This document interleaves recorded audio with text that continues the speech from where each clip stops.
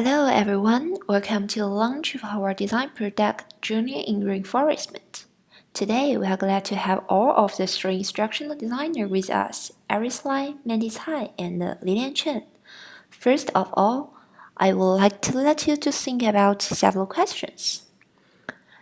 As primary skill geography teacher, have you ever encountered things like time is so limited? I want to teach as much as possible, but my students seem to have neither active engagement nor motivation to learn.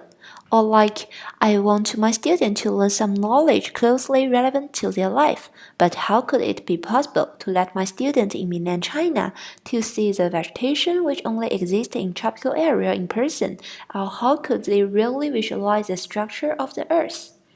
Of course, some multimedia resources like pictures or videos may also help somehow. Well, the student-centered exploratory process is still hard to achieve based on such tools. That's also a starting point of our thinking towards to the instructional game. How could we motivate student geography learning and let them to be able to truly understand the knowledge rather than the memorizing machinally? Before initiating the structural design, the first thing we did is to identify all the existing problems of primary level geography teaching in mainland China. Here are several issues found by us.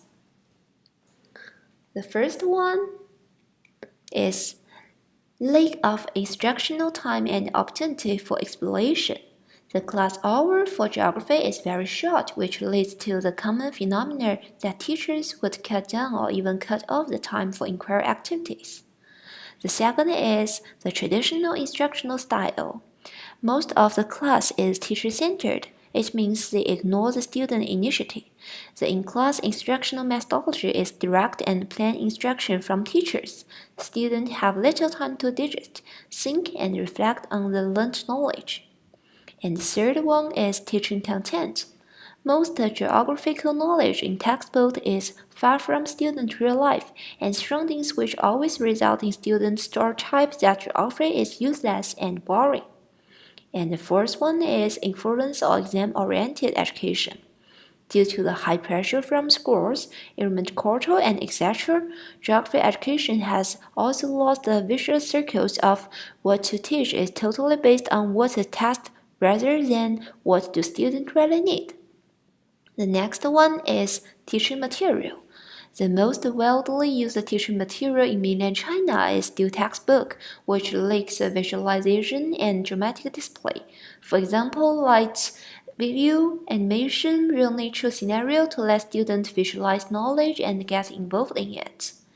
And the sixth one is the instructional system, putting emphasis on displaying knowledge while overlooking the importance of calculating students' comprehensive skills, for example, like problem solving, critical thinking, and creativity, and etc. And the last one is lack of necessary theoretical guidance. In mainland China, the new curriculum reforms encourage schools to reform their traditional teacher-centered mode into a student-oriented one. However, the reform lacks appropriate theoretical guidance, which caused the problem that teachers pay little attention to students' real learning needs, and also cannot make full use of advanced instructional technology to support their teaching. So, why is this problem warrant the instructional solution? There are 3 points that really worth my mentioning here. The first one is need analysis to identify certain gaps. There are knowledge gaps. For example, we can set students' previous knowledge as N, the difficulty level should be N at 1, and the motivation gap. The motivation gap between teachers and students of different levels. And the last one is skill gap, the skill to interconnect with knowledge. And the second point is to get the redesign of some courses. Based on the ID model, teachers may be able to adjust some parts in class into a more student-centered one so that students' interest towards geography and instructional motivation for learners may be higher. And the last one is applying learners' theories. From another perspective, according to Piaget, learners are active in constructing their own knowledge. Real and the real-world experience are rarely essential. However, as we talked before, the geographical course gives few explanation and also irrelevant to students' real life. Okay, here comes the learner analysis part. What is the school setting for a game? It is a local primary school in mainland China, and the condition of our target audience is all P6 students about 12 years old. And the forms we use to detect learners' characteristics, there are three of them. First, we use some observation. During the observation of the classes, we will both record the video of the whole class and to take some few notes for further analysis.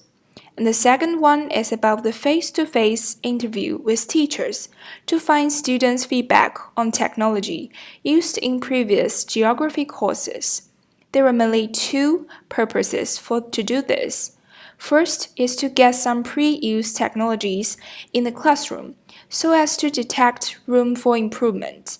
And the second one is to understand the attitude of students toward those technologies, whether they are happy, dissatisfied, or complain about it. And the third one is about the pre-test on pre-existing knowledge of students to cater for the current stage of most of the students in class. So, what do students really need? We found about something. First, what about their pre-knowledge? They have basic understanding on the concept of layers of rainforest. And what about their learning style? They're actually eager to explore in person and happy with inquiry activities. The third one is about the technological ability. All of those students are able to operate iPad to study in class. And the fourth one is the dissatisfied experience of those students. The whole course is plain and instruction with too many knowledges pointed inside. They will feel dissatisfied. Okay, here comes the task analysis. What is the equipment we need?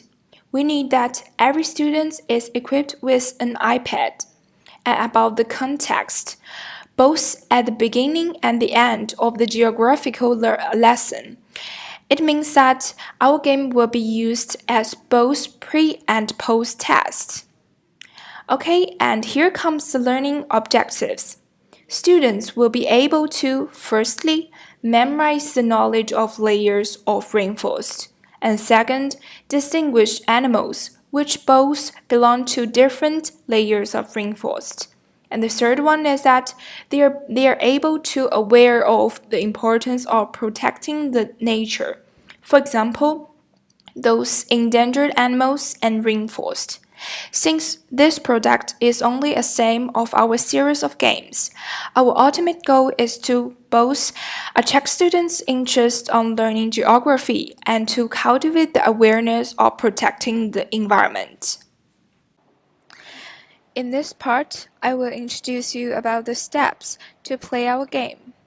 The first step is that, as a user, you need to watch a 20-second open scene, knowing about the scenario and the game rule, but it can be skipped by simply click on the skip button. Second step, you need to choose a layer which leads to a specific scene. The third one, click the arrow key buttons to control the ferry to get the animals. And fourth, if the ferry touches the right animal, which belongs to that specific layer, the user will get 1 point. Otherwise, the user will lose 1 point. Once the user gets 3 points, he or she will win the game. And the last one is that students can choose to share the game results to teachers for data analysis, which means that teachers can know exactly what their students have learned or what have they not learned yet. So, what kind of instructional strategy we use in our design? There are three main instructional strategies we use. They are game-based learning, scenario-based learning, and intrinsic reinforcement. For the game-based learning, as a type of gameplay that has defined learning outcomes, such strategy could balance subject matters with gameplays and tackle with the problems like young learners could not stay attention for long. For the scenario-based learning, by placing the learner into an online narrative to make decisions or choices. Here, the scenario of the rainforest works as an instructional model used for assessment purpose. And what's the reasons for using it? Well, firstly, scenarios are engaging. In our design, we put students into the scenarios of rainforest. Secondly, it makes the learning very relevant for the learner. Thirdly, it is highly motivational as shows the consequence of poor judgment and wrong behavior. For the extrinsic reinforcement, according to the series of operant conditioning raised by Skinner, we provide them instant feedback and bonus. So this is the interface of our game. There's a fairy who lives in a rainforest, and she wants to make friends with other animals, so she greets every animal she meets. So you can use your key arrows to control the fairies, help her to get the animals belong to the layer. And this is some buttons we can choose. For example, we choose under story.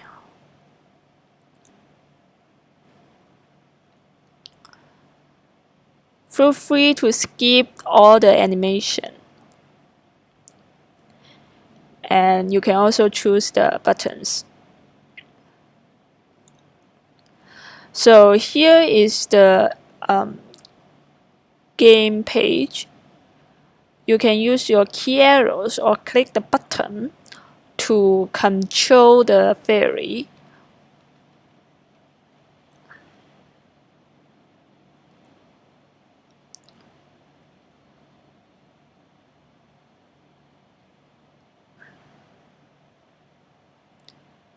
So after the fairies catch the bat, for example,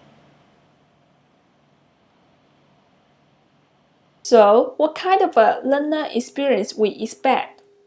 When the users are using the games, they are using the arrow keys to control the fairy. Since the animals are moving very fast, they need to pay attention and make the decision instantly whether they should go up or go down. Therefore, it will help to enhance learners' memories of the knowledge.